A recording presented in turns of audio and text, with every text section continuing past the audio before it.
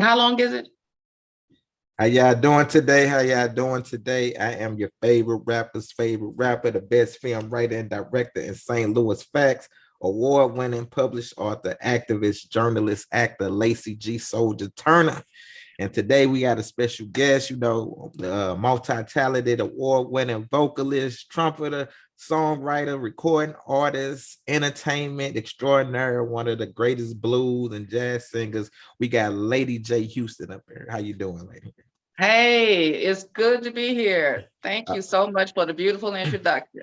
Oh, no problem. We're going to keep you probably about 45 minutes today. You know what I'm saying? So, okay. So our first question to you, where were you born and raised and how was your upbringing? I was born here in St. Louis, Missouri, and the upbringing was a challenge. A single mother with 5 kids. I'm the only girl of 4 brothers, 3 older and 1 younger. And my mom was an adventurous woman. She was an activist.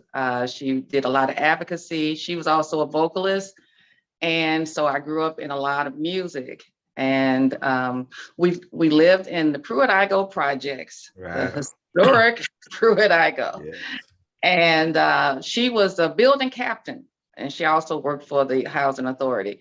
So we had a lot of things going on. It was a beautiful place to be in, and then lack of care, government support, it went to ruins. And then I moved over on University Street into a house that had 3 floors and a full basement, many rooms. It's like a little mansion.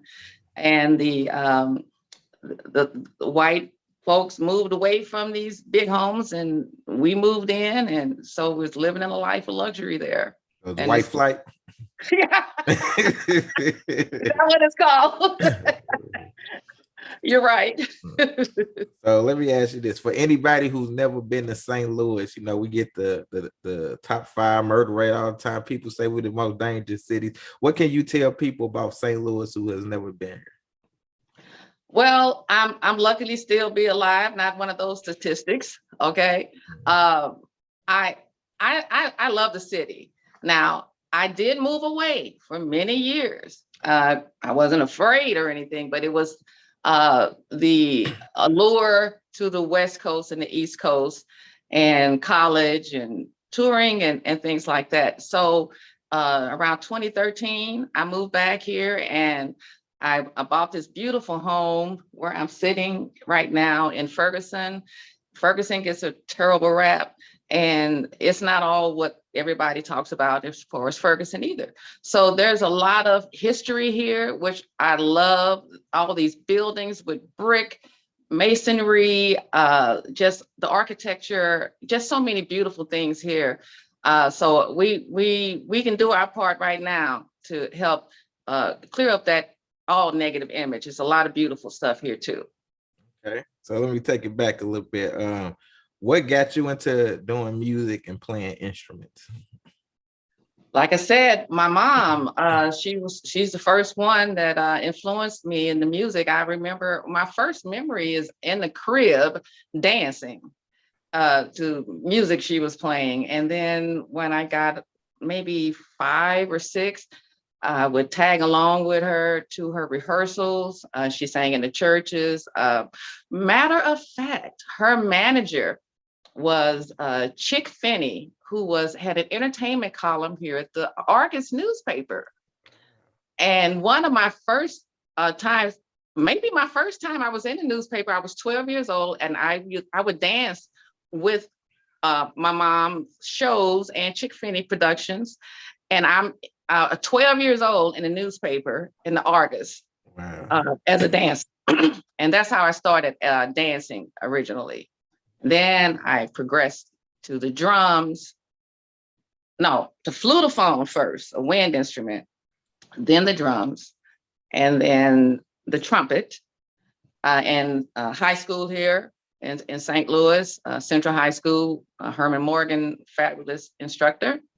And I got into the choir, Walter Young, fabulous choir director. And he helped me develop my 4-octave range. Because, you know, my mom was a contralto, and a lot of deep voices are in our family. And I was goofing around, squealing in choir one day. He said, you're out of the tenor section, second soprano. I'm like, oh, I can't sing that. My voice was cracking and everything, but it developed. So that's why you got them good chops when you play the trumpets and all that. You're able to like have that breath control. Oh, yes. A lot of training from starting here. I am blessed. And this is one thing I love about St. Louis, that the rich music history that is here.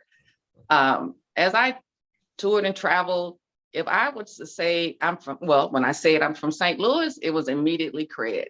Boom, you in, come on. Yeah. You know, and the instructors were fantastic in my life. So I give a lot of credit to helping me stay in the right lanes with the music. That was my salvation.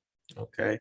So me listening to your music, you're very unique. What is your thought process when you do your music, the blues and the jazz? Because I find it as being unique, the storytelling and everything. Well, as far as songwriting or just performing? Songwriting. Oh, the songwriting. Mm-hmm. I typically do true stories. So if I say this is an original composition, if it's a happy or a sad one, it's more of it is going to be reality of something I experienced. And what I find is when you talk about your own experience, there's others that have had similar experiences and they connect with you. So I don't really need to go out and make up stuff. So I talk about what's real, if it's romantic, if it's just having fun, been in a party, any of that. I noticed that when I just start writing naturally, I kept writing the blues. And I'm like, why do I keep going into the blues? Even though I love all styles that grew out of the blues, which is most of American music. That is my major set of what I build around it. So then I mix in other styles. So my songs are not just a straight, what they call a 1-4-5 blues progressions. I like to mix it up and add different elements to it. Okay. And make the song. I guess this question is kind of pertaining to that a little bit. A lot of people do blues and jazz and, performers. What separates you from other, blues and jazz musicians? You ask some hard questions. Hey, I dig deep. What would you tell me? I'm a real interviewer. I'm a real interviewer. Oh no. Yes, oh wow. Yes. Let me see. What sets what me apart? Separates you apart from the other musicians? Well, I'll start with the instrument that I play. Most women do not play the trumpet. And that's one of the reasons I selected it. I always like to be different. Sometimes I got me into trouble. I was so different. So that's the one thing. And I do incorporate other styles. I even, right now, people are loving, I just keep doing it. I throw some opera. When I sing Summertime, I do a whole verse around, like that. And they're like, wow, wait, what just happened there? So I have a lot of versatility. Okay. And then on the musician side, I studied music theory and composition. So I know pretty much chord structures and symbols and things that I want. And sometimes that can be unnerving to musicians that are used to playing certain things a certain way, and I come in, I want a different arrangement, I want different chord structure, and I get into, debates every blue moon about that. But I'm deeply involved in my arrangements, how they come through. Okay. Mhm. So I'm gonna ask these questions so the audience who don't know, you can get to know you up for this piece. So I see that you toured and performed with some of the most legendary artists out there. Could you name some of them artists that you toured with and played with?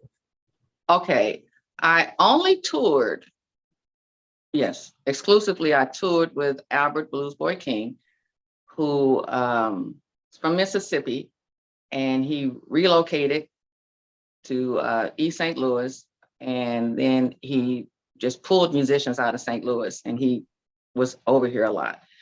So at 18 years old, I auditioned. I had been through a year and a half of college. I graduated early from high school, valedictorian, and then I went to college. And I was actually going to college while I was in high school.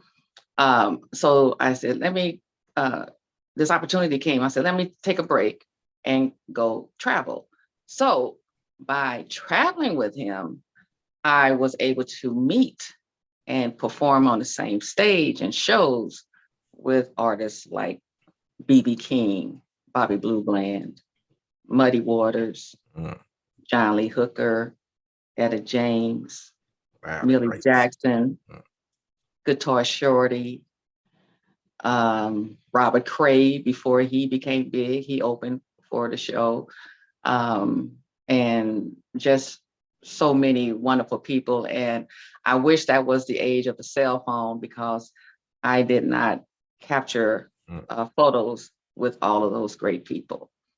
So when I lived in Los Angeles, I did openings for people like Jimmy Houston, which saxophonist, the Coasters, and some others I can't recall.